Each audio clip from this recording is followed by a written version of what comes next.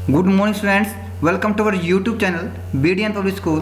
आज हम 8वीं कक्षा का इतिहास का सेकंड चैप्टर, नाम है ग्रामीण क्षेत्र पर शासन चलाना, उसका बचा हुआ भाग आगे करेंगे।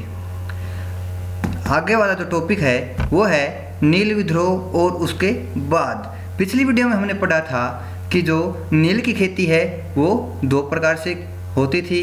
एक निज तरीके से यानी कि निजी बागान होते थे अंग्रेज़ों के, ठीक है, और दूसरा वो रियतों के साथ अनुबंध करते थे, एग्रीमेंट कर लेते थे और रियत नील की खेती करते थे, ठीक है। अब आगे जो हमारा वो है नील विद्रोह और उसके बाद। मार्च 1859 में बंगाल के हजारों रैयतों ने नील की खेती से इनकार कर दिया। क्यों कर दिया था मैंने बता दिया था कि जिससे नील की खेती करने से क्या होता था कि वहाँ जो ज़मीन की जो फर्टिलिटी थी, उर्वरता थी, वो ख़त्म हो जा रही थी, क्योंकि नील की जो जड़ें थी वो काफ़ी गहरी तक जाती थी और एक बार नील की खेती करने के पश्चात वहाँ पर उस खेत में धान की खेती भी नहीं हो सकती थी। तो इसलिए जो हज़ारों की संख्या में रियत थे उन्होंने नील की खेती करने से इनकार कर दिया। जैसे जैसे विद्रोह फैला, रेतों ने बगान मालिकों को लगान चुकाने से भी इनकार कर दिया, ठीक है, क्योंकि बगान मालिक रेतों को क्या देते थे, लगान देते थे। किसके बदले में? जब वो खेती करते, ये रेत, ठीक है, रेत जब खेती करते नील की तो बदले में क्या करते, उनको कम ऋण पर, ठीक है, कम ऋण दरों पर, ऋण नहीं कम ऋण दरों पर बगान मालिक रेतों को पैसे दे देते थे, ठीक है। अब वो जो लगान उन्होंने लिया था, अब वो लगान चुकाने के लिए उन्होंने इनकार कर दिया। वे तलवार, भाले, तीर कमान लेकर नील की फैक्ट्रियों पर हमला करने लगे। औरतें अपने बर्तन लेकर लड़ाई में कूद पड़ी। बगान मालिकों के लिए काम करने वालों का सामाजिक बहिष्कार कर दिया गया। अब जो बगान मालिकों के लिए काम करते उनका बहिष्कार करने लगे लोग समाज में। आगे है, बगान मालिकों की तरफ से लगान वसूली के लिए आने वाले गुमास्ता एजेंटों की भी पिटाई की गई, क्योंकि अब बगान मालिक क्या करते थे, अपनी तरफ से एजेंट भेजते थे, ठीक है, कि जाओ जाकर लगान की वसूली करो। अब वो वसूली करने जाते एजेंट, तो उनकी भी पिटाई की जाने लगी। रेतों ने कसम खा ली कि न तो वे नील की खेती के लिए कर्जा लेंगे और न ही बगान मालिकों के लाठियालों, लाठीधारी गुंडों से डरेंगे, ठीक है, क्योंकि वो लठियत रखते थे अपने साथ, जिनको लाठी वगैरह चलानी आती थी, ठीक है। अब उनसे वो नहीं डरने वाले थे, उन्होंने कसम खा ली थी। नील के किसान चुप बैठने को तैयार नहीं थे। क्यों? उन्हें बगावत की ताकत कहाँ से मिली कि अब जो बगावत करने की उनके अंदर हिम्मत आ गई थी वो उनको किसने दी? इसमें कोई शक नहीं कि नील की खेती अत्यंत दमनात्मक थी, यानी कि लोगों का दमन करती थी, उनके अत्याचार करती थी। लेकिन जो लोग दबे होते हैं वे हमेशा बगावत नहीं करते, ऐसा कभी कभी ही होता है। 1859 में नील रैयतों को लगा कि बगान मालिकों के खिलाफ बगावत में उन्हें स्थानीय जमींदारों और मुखियाओं का भी समर्थन मिल सकता है। बहुत सारे गांव में जिन मुखियाओं ने नील के अनुबंधों पर जबरन दस्तखत कराए थे, उन्होंने ही नील किसानों को इकट्ठा किया और लठियालों के साथ आमने सामने की लड़ाई लड़ी, क्योंकि जो बड़े बड़े मुखिया थे उनका भी तो दमन हो रहा था, उनके साथ भी ज़बरदस्ती हुई थी, ठीक है, उनसे भी जबरदन दस्तखत कराए गए थे। अब जो बड़े बड़े मुखिया थे उन्होंने ही किसानों को इकट्ठा किया और जो लठेत होते थे, लठियाल होते थे अंग्रेज़ों के या फिर नील बगान मालिकों के, उनके साथ आमने सामने की लड़ाई लड़ने के लिए उन्हें प्रेरित किया। कई स्थानों पर रैयतों को बगावत के लिए उकसाते हुए खुद जमींदार गांव-गांव घूमने लगे। जमींदार इस बात से परेशान थे कि बगान मालिकों की ताकत बढ़ती जा रही थी और बगान मालिक जबरन लंबे समय के लिए उनसे ज़मीनें ले लेते थे, क्योंकि ज़मीन किसे लेते थे बगान मालिक? जमींदारों से। अब जमींदार अपने ज़मीन के ऊपर कब्जा खोते जा रहे थे, इसीलिए उन्होंने सोचा कि किसानों की अगर मदद करेंगे तो इनकी ताकत पर काबू पाया जा सकता है। नील के किसानों को यह भी लग रहा था कि अंग्रेजी सरकार भी संघर्ष में उनका साथ देगी, क्योंकि देखो अंग्रेजी सरकार अलग चीज़ है और जो नील बगान मालिक हैं वो अलग चीज़ है, ठीक है, क्योंकि अंग्रेज तो थे वो बगान मालिक, लेकिन सरकार में उनका कोई हस्तक्षेप नहीं था। 1857 की बगावत के बाद ब्रिटिश सरकार एक और व्यापक विद्रोह के खतरे से डरी हुई थी। जब नील की खेती वाले जिलों में एक और बगावत की खबर फैली तो लेफ्टिनेंट गवर्नर ने 1859 की सर्दियों में इलाके का दौरा किया। अब पता चला कि नील की खेती वाले जितने भी ज़िले हैं वहाँ पर बगावत आ गई है।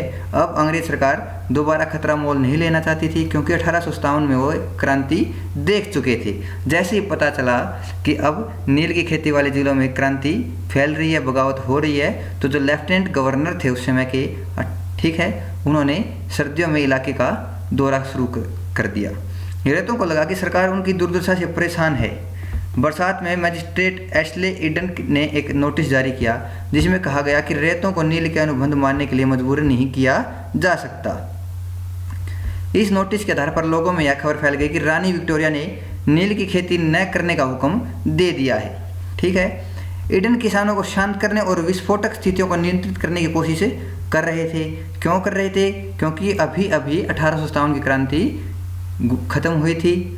ठीक है, ज़्यादा समय हुआ नहीं था। वो नहीं चाहते थे कि एक और विद्रोह पनपे। उसकी कार्रवाई को किसानों ने अपने विद्रोह का समर्थन मान लिया। अब वो सोचते थे कि जो अंग्रेजी सरकार है वो भी उनका समर्थन कर रही है। ठीक है, लेकिन वो सिर्फ और सिर्फ परिस्थितियों को नियंत्रित करने की कोशिश कर रहे थे, वो किसानों को अपना समर्थन नहीं दे रहे थे। जैसे जैसे विद्रोह फैला, कलकत्ता के पढ़े लिखे लोग भी नील जिलों की ओर चल पड़े। उन्होंने रेतों की दुर्दशा, बागान मालिकों की जोर जबरदस्ती और अत्याचारी नील व्यवस्था के बारे में लिखा। इस बगावत से परेशान सरकार को बागान मालिकों की रक्षा के लिए सेना बुलानी पड़ी। अब सरकार को क्या करना पड़ा? जो बागान मालिक हैं उनकी जान का अगर पता चला कि खतरा है उनको, तो उन्होंने क्या किया? सेना को बुलाया कि बागान मालिकों की जो जान है उसकी रक्षा की जाए, कैसे जैसे उन्हें बचाया जाए। नील उत्पादन व्यवस्था की जांच करने के लिए एक नील आयोग भी बना दिया गया। इस आयोग ने बागान मालिकों को दोषी पाया, जोर जबरदस्ती के लिए उनकी आलोचना की। आयोग ने कहा कि नील की खेती रेतों के लिए फायदे का सौदा नहीं है। आयोग के रेतों से कहा कि वे मौजूदा अनुबंधों को पूरा करें, लेकिन आगे से वे चाहें तो नील की खेती बंद कर सकते हैं। इस बगावत के बाद बागानों में नील का उत्पादन धराशायी हो गया, यानी कि ख़त्म हो गया। इसके बाद बागान मालिक बिहार पर ध्यान देने लगे। 19वीं सदी के आखिरी में कृत्रिम रंगों का निर्माण होने लगा। इससे उनका व्यवसाय भी पूरी तरह प्रभावित हुआ। क्यों? अगर कृत्रिम रंग इतने अच्छे थे कि नील उनके सामने फीका पड़ गया। फिर भी वे उत्पादन फैलाने में सफल रहे। जब महात्मा गांधी दक्षिण अफ्रीका से लौटे तो बिहार के एक किसानों ने चंपारण आकर नील किसानों की दुर्दशा को देखने का न्योता दिया। 1917 में महात्मा गांधी का यह दौरा नील बागान मालिकों के लिए चंपारण आंदोलन की शुरुआत थी। उनके खिलाफ चंपारण आंदोलन की शुरुआत थी। आगे है, भीख मांग लूँगा परंतु नील नहीं उगाऊंगा। ये एक टाइटल है, देखे इसके नीचे क्या लिख रखा है। चांदपुर थाना हरदी के एक नील काश्तकार हाजी मुल्ला से मंगलवार 5 जून 1860 को नील आयोग के सदस्यों ने बात की। हाजी मुल्ला के कुछ सवालों के जवाब इस तरह दिए। WS सीटनकार नील आयोग के अध्यक्ष थे। उन्होंने क्या पूछा? क्या अब तुम नील की खेती के लिए तैयार हो? अगर नहीं तो किस तरह की शर्तों पर खेती करना चाहोगे? हाजी मुल्ला ने कहा, मैं नील उगाने को तैयार नहीं हूँ। मुझे नहीं पता कि कोई भी नई शर्तें मुझे संतुष्ट कर सकती हैं। श्री शाले, जो कि उसी का एक सदस्य थे आयोग के, क्या तुम 1 रुपया प्रति बंडल की कीमत पर भी खेती नहीं करना चाहते? हाजी मुल्ला, नहीं, मैं नहीं करूँगा। नील उगाने के बजाय मैं कहीं और चला जाऊँगा, भीख मांग लूँगा, परंतु नील नहीं उगाऊँगा। ये नील आयोग की रिपोर्ट में लिखा गया एक लेख है। आगे है, वेस्ट इंडीज में नील उत्पादन। छोटा सा एक टाइटल दिया है, पढ़ लेते हैं। 18वीं सदी की शुरुआत में एक फ्रांसीसी मिशनरी जो बेस्तिस्त लबात ने कैरिबियाई द्वीपों का दौरा किया। कैरिबियाई द्वीप कहाँ पर हैं आपको पता होना चाहिए। ये उत्तर अमेरिका और दक्षिण अमेरिका के समीप छोटे छोटे द्वीप हैं तट पर। ठीक है, और इस इलाके के बारे में विस्तार से लिखा। एक ये फ्रांसीसी मिशनरी थे, एजेंट थे। यह तस्वीर लबात की एक पुस्तक से ली गई है। इस तस्वीर में यहाँ के फ्रांसीसी बागानों में नील उत्पादन के सारे चरणों को दर्शाया गया है। बाईं सिरे पर आप देख सकते हैं कि गुलाम मजदूर नील के पौधे को सेटलर वाट में डाल रहे हैं और एक मजदूर एक मशीनी चरखी से घोल को घुमा रहा है। यहाँ पर देखिए। ठीक है, आगे 2 मजदूर नील को लुगदी को बोरों में भरकर सुखाने के लिए ले जा रहे हैं। ठीक है, देखो ये लेके जा रहे हैं यहाँ पर। अगले हिस्से में 2 मजदूर नील को लुगदी को मिलाकर सांचों में डालने के लिए तैयार कर रहे हैं। तस्वीर के बीचों बीच बगान मालिक ऊंची जगह खड़े होकर सारे गुलामों पर नज़र रख रहा है। ये देखिए, ये यहाँ पर नज़र रख रहा है। अब आपका ये लेसन कंप्लीट हो गया। आशा है आपको ये लेसन समझ में आया होगा। इसके क्वेश्चन आंसर आपको आपके व्हाट्सएप नंबर पर भेज दिए जाएंगे।